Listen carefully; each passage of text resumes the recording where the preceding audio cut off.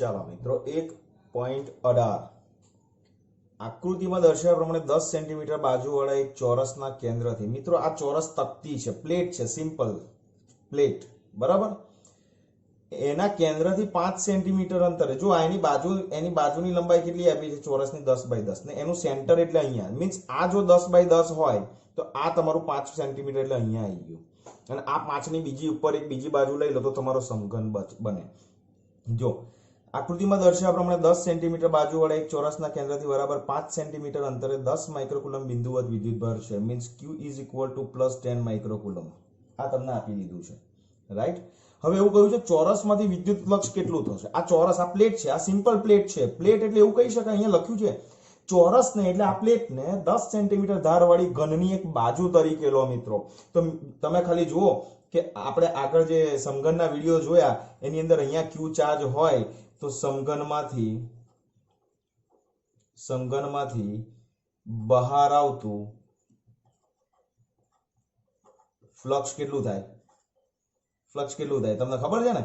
Is equal to Q by, આ capital Q લઉં છું, Q બાય એપ્સિલોન 0.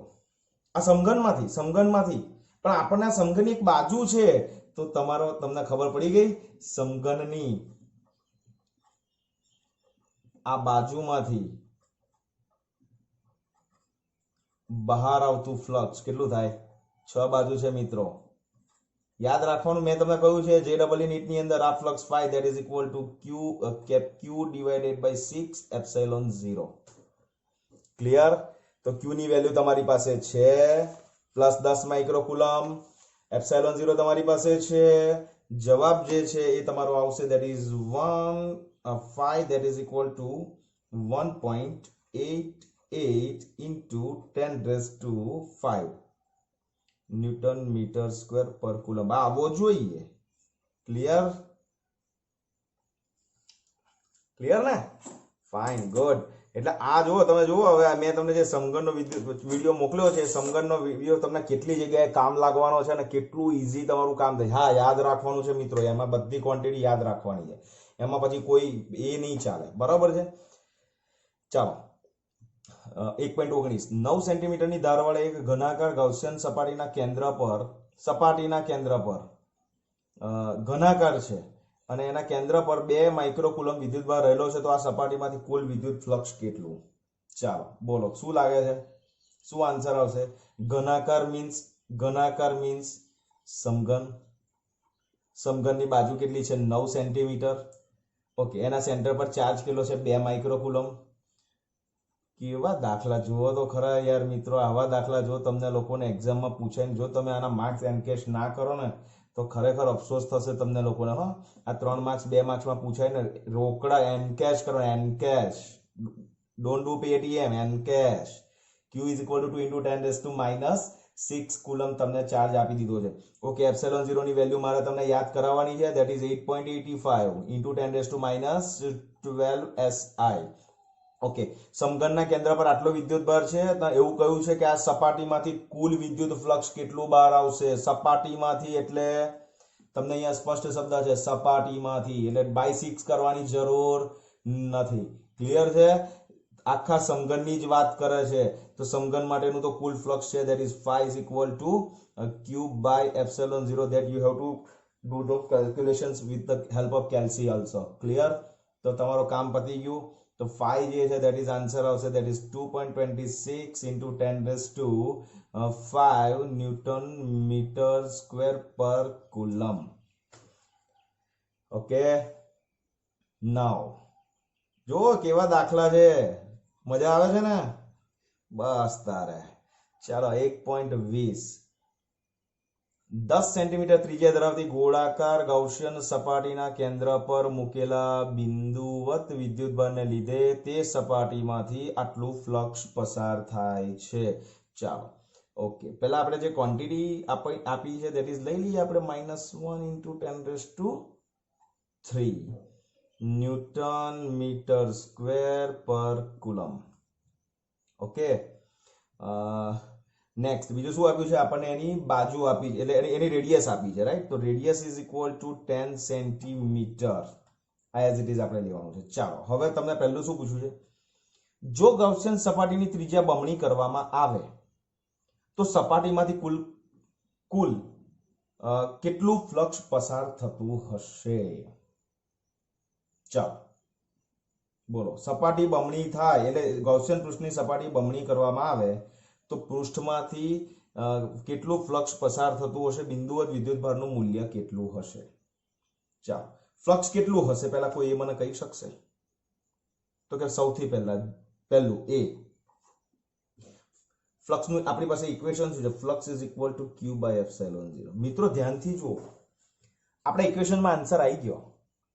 આવો, જો ગાઉસિયન સપાટીની ત્રિજ્યા બમણી કરવામાં આવે તો ક્ષેત્રફળ વધે. ભલે ક્ષેત્રફળ વધે પણ ફ્લક્સનું મૂલ્ય જે છે એ ક્ષેત્રફળ પર આધારિત નથી. That is depends on the value of q only.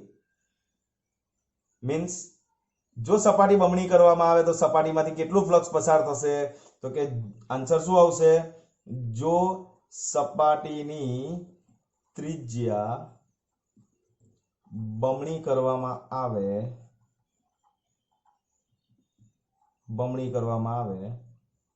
તો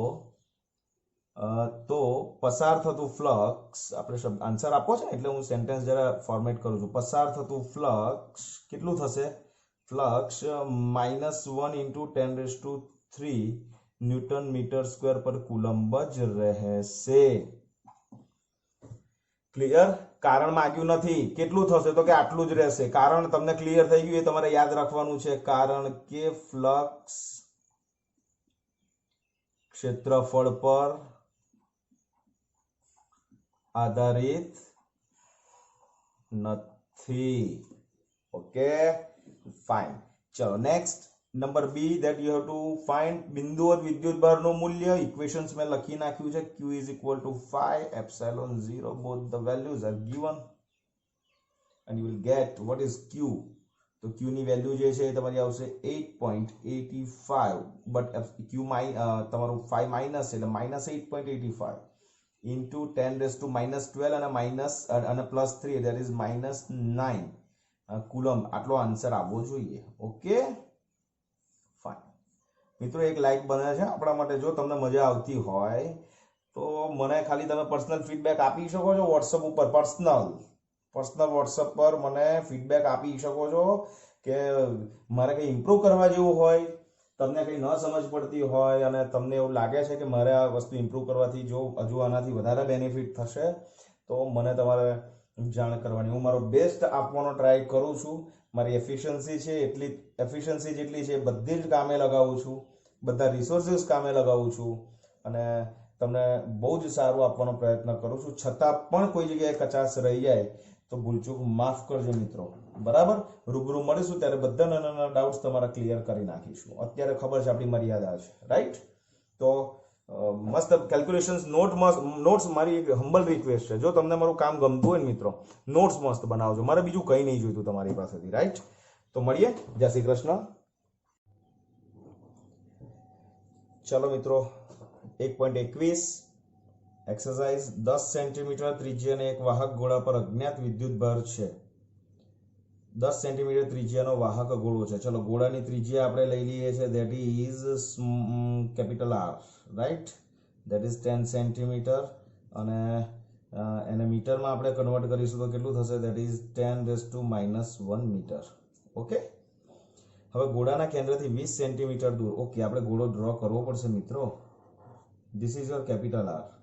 ઓકે, હવે આ 10 સેન્ટીમીટર રેડિયસ છે. હવે એવું કહ્યું કે 20 સેન્ટીમીટર દૂરના અંતર એટલે 20 સેન્ટીમીટર એટલે r. This is small r.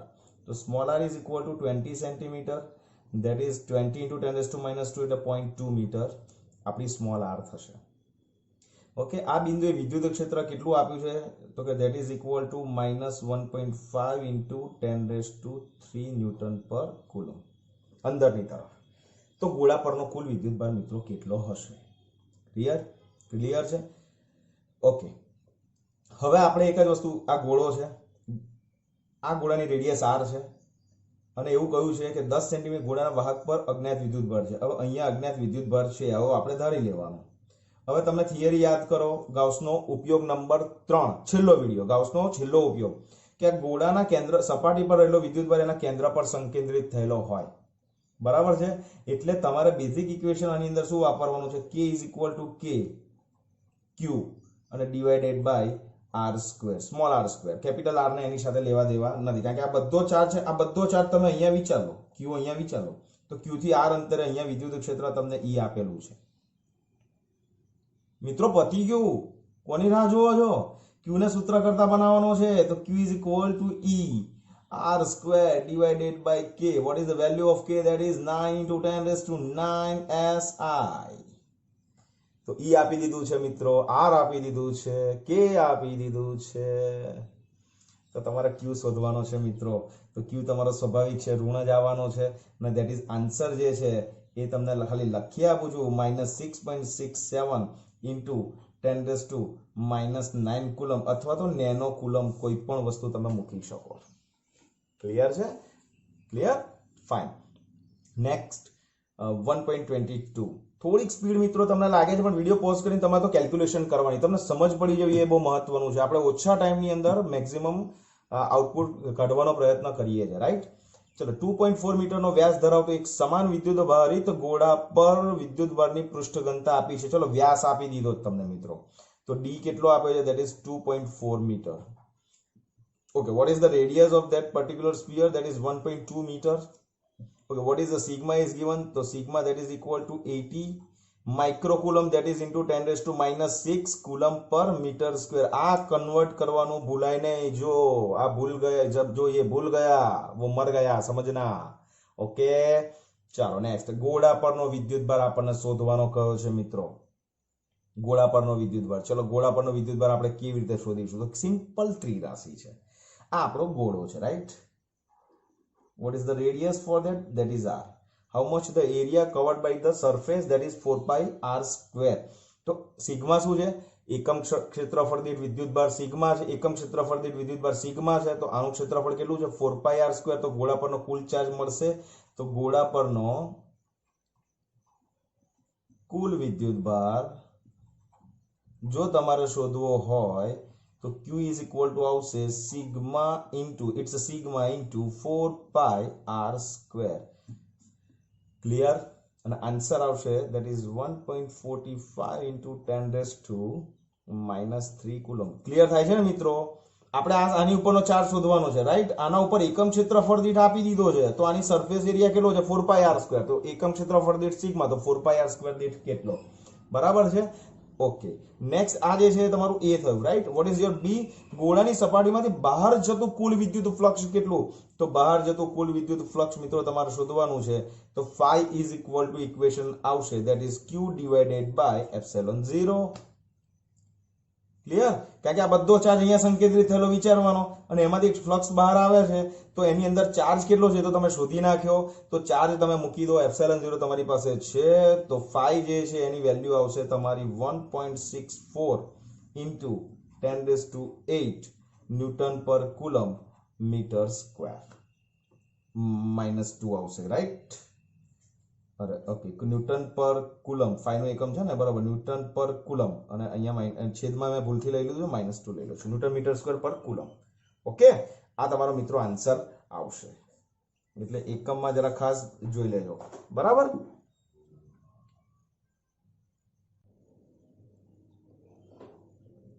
ચાલો મિત્રો, 1.23. અનંત લંબાઈ માટે એક તાર છે જેની રેખીય વિદ્યુતભાર 2 સેન્ટીમીટર અંતરે આપણને આટલું વિદ્યુત ક્ષેત્ર ઉત્પન્ન કરે છે એવું આપ્યું છે. તો રેખીય વિદ્યુતભાર ઘનતા ગણો. તો જે આપ્યું છે એ પહેલા લખી લઈએ મિત્રો. તો કે r that is equal to twice centimeter and which is equal to 2 into 10 raised to -2 meter. And what's the electric field is given? That is 9 into 10 raised to 4 Newton per coulomb. મિત્રો આ ચેપ્ટરના કોઈ પણ examples હોય તો બધું એસઆઈમાં ફેરવી દેવાનું, બહુ લાંબુ વિચારવાનું જ નહીં. ક્લિયર થાય છે ને? બસ આટલું ખાસ કરજો ને એટલે તમને બધું આવી જશે. ચાલો, હવે 2 સેન્ટીમીટર અંતરે તમને જો અનંત લંબાઈનો રેખીય વિદ્યુતભાર, એટલે અહીંયા તમારે ગૌસનો ઉપયોગ, ગૌસની એપ્લિકેશન્સ તમે લોકો ભણ્યા, ગૌસનો ઉપયોગ એક પરથી ઇક્વેશન યાદ આવતું હોય તો E that is equal to યાદ છે lambda by 2 pi epsilon 0 into 1 by R.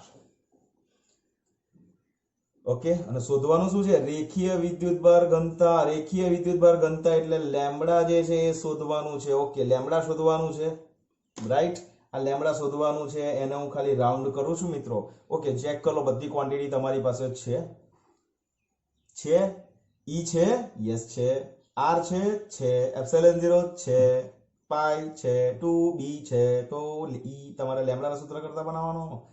Lambda that is equal two E 2 pi epsilon 0 r. થશે પતી ગયું. કોની રાહ જુઓ છો? Do the calculation fast. Okay, તમને હવે આનો એક બીજો રસ્તો છે, આનો બીજો એક બી રસ્તો છે, તમને ખાલી કહી રાખું. તમને એવું લાગતું હોય હવે આની વેલ્યુ મૂકી દેજો, આન્સર આવી જશે. કેટલો આવશે ખબર છે? That is 10⁻⁻7 coulomb meter inverse આવશે, રાઈટ. હવે આનો એક બીજો રસ્તો, બીજી રીત પણ બતાવી દઉં. બીજી રીત જે આપણે અહીંયાથી આપણે લાવવાનું છે બીજું સ્ટેપ, બરોબર. અત્યારે આ સ્ટેપ પરથી અહીંયા જાઓ અથવા બીજું સ્ટેપ. જો આવું કરું તો ચાલે. E ઇઝ ઇક્વલ ટુ ઉપર નીચે 2 વડે ગુણું તો ટ્વાઇસ લેમ્ડા થાય, છેદમાં 4 પાઈ એપ્સિલોન 0 થાય. ઓકે, ઇન્ટુ 1 બાય r થાય. ઓકે, આ તો એપ્સિલોન 0 ની વેલ્યુ મિત્રો યાદ ના આવે તો એટલો, બાકી માસી બધા હરખા જ હોય. That is twice lambda divided by k ને ઇન્ટુ r ઇઝ. ઓકે, તો વોટ ઇઝ લેમ્ડા? તો કે lambda is equal to equations બનશે તમારું, લેમ્ડાનું જે ઇક્વેશન્સ બનશે that is kr, right. kr થશે ને. ઓકે, એટલે મેં કઈ ભૂલ કરી મિત્રો? હા, ભૂલ કરી ને મિત્રો. 1/4 એપ્સિલોન 0 ઇઝ ઇક્વલ ટુ આવશે k અહીંયા, રાઈટ. તો E is equal to આવશે twice k lambda by r. તો what is lambda? તો lambda is equal to E into r divided by twice k. અને k ની વેલ્યુ 9 into 10⁻9 તમે મૂકીને પણ જવાબ લાવશો 10⁻⁻7 કુલમ પર મીટર આવે ને આવે જ. ડન? ફાઇન? Okay, good. ચાલો નેક્સ્ટ 1.24. બે મોટી પાતળી ધાતુની પ્લેટો એકબીજાથી નજીક અને સમાંતર છે. તેમની અંદરની બાજુઓ પર વિરુદ્ધ ચિહ્ન ધરાવતી આટલી મૂલ્યની વિદ્યુતભારની પૃષ્ઠ ઘનતા છે. ક્લિયર? હવે યાદ આવે છે? યાદ કરાવી દઉં. ગાઉસનો ઉપયોગ 2, અને એમાં મેં તમને એક હોમવર્ક આપેલું છે. એ હોમવર્ક તમારે મિત્રો અહીંયા લેવાનું છે. ચલો, બે પાતળી મોટી ધાતુની આ રહી તકતી, બરાબર. ધારી લો કે આના ઉપર પ્લસ ચાર્જ છે અને આના ઉપર માઇનસ ચાર્જ છે. તો પ્રથમ આ ફર્સ્ટ પ્લેટ, આ સેકન્ડ પ્લેટ. પ્રથમ પ્લેટની બહારનો વિસ્તાર ધેટ ઇઝ પોઈન્ટ P, બીજી પ્લેટની બહારનો વિસ્તાર ધેટ ઇઝ પોઈન્ટ R, અને બે પ્લેટની વચ્ચેનો વિસ્તાર that is Q. Okay, clear? Okay, ચાલો ડિરેક્શન બતાવો. આ પ્લસ 1 નંબરની પ્લેટ છે, તો P પાસે E1 કઈ તરફ મળશે? આ તરફ મળશે. ઓકે, આ Q જે છે ત્યાંથી E2 આ તરફ મળશે. ઓકે, આ Q ઉપર પ્લસ આ તરફ એટલે E1 આ તરફ, E2 પણ આ તરફ. આ બિંદુ પાસે E1 આ તરફ અને E2 આ તરફ. સમજ પડે છે? અને પાછી વિરુદ્ધ છે, વિરુદ્ધ. એટલે પ્લસ પ્લેટ ઉપર સિગ્મા જે છે તમારું 1 નંબરની પ્લેટ છે ને એમાં સિગ્મા છે પ્લસ 17 ગુણ્યા 10⁻22, અને બીજા ઉપર સિગ્મા ઇઝ ઇક્વલ ટુ -17 ગુણ્યા 10⁻22. હવે તમને ખબર પડવી જોઈએ મિત્રો, E1 અને E2 બેઝિક ઇક્વેશન શું છે? E નું ઇક્વેશન શું છે? Sigma by twice epsilon 0.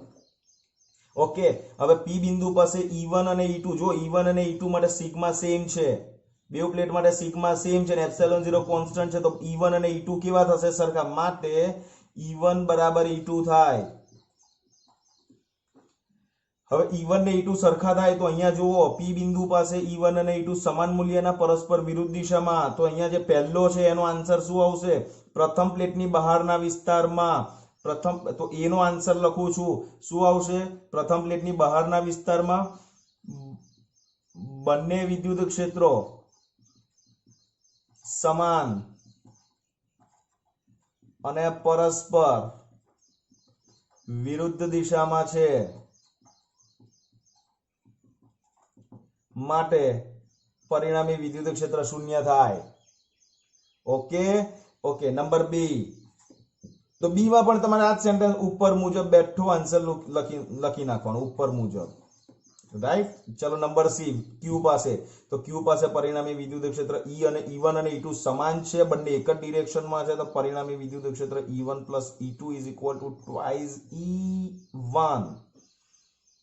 Clear clear. તો આના બરાબર આવશે what is E1, that is sigma by twice epsilon 0, તો twice into sigma by twice epsilon 0. Now what is E, you will get that is sigma by epsilon 0, અને sigma અને epsilon 0 બંનેની value તમારી પાસે છે. આન્સર મૂકો, answer આવશે 1.92 into 10⁻⁻10 newton પર કુલમ. હોપ મિત્રો કે તમે લોકો એન્જોય કરી હશે આપણી એક્સરસાઇઝ. ક્લિયર. અને આ સમગ્ર એક્સરસાઇઝ ની અંદર જેનું સૌથી વધારે પ્રદાન રહ્યું છે તેવી આપણી આ 4 સ્કેચ પેન મિત્રો.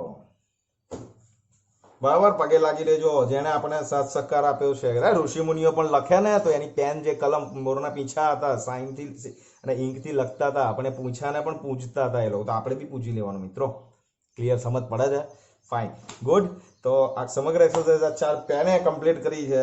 આપણે તો માત્ર નિમિત્ત બન્યા છે ને એને બહુ સહકાર આપે છે, વચ્ચે અટકી નથી મિત્રો, આભાર માની લઈશું. બરાબર, તો મળીએ મિત્રો. મસ્ત એક્સરસાઇઝ કમ્પ્લીટ કરી લો. અને બોર્ડની અંદર જ્યારે હમણાંથી કોઈ પણ એક્ઝામ્પલ્સ પૂછાય તો તમારે બધું જ મસ્ત કેલ્ક્યુલેશન કરવાની છે. અમારી મહેનત એડેના જે મિત્રો કપડાં ભીના થઈ જાય છે, વગર પંખે રેકોર્ડિંગ કરવું પડે છે, કારણ કે પંખાનો સાઉન્ડ વધારે આવે છે. રાઈટ. એક દિવસ રેકોર્ડિંગ કર્યા પછી મારો ફોટો પણ તમને લોકોને હું બતાવીશ, પણ એ હું તમને ગ્રુપમાં નહીં મોકલું, એ હું તમને ક્લાસમાં બતાવીશ કે શું હાલત થાય છે. ઓકે, ફાઇન, મળીએ. જય શ્રી કૃષ્ણ. Take care. સ્વસ્થ રહો, મસ્ત રહો અને વ્યસ્ત રહો.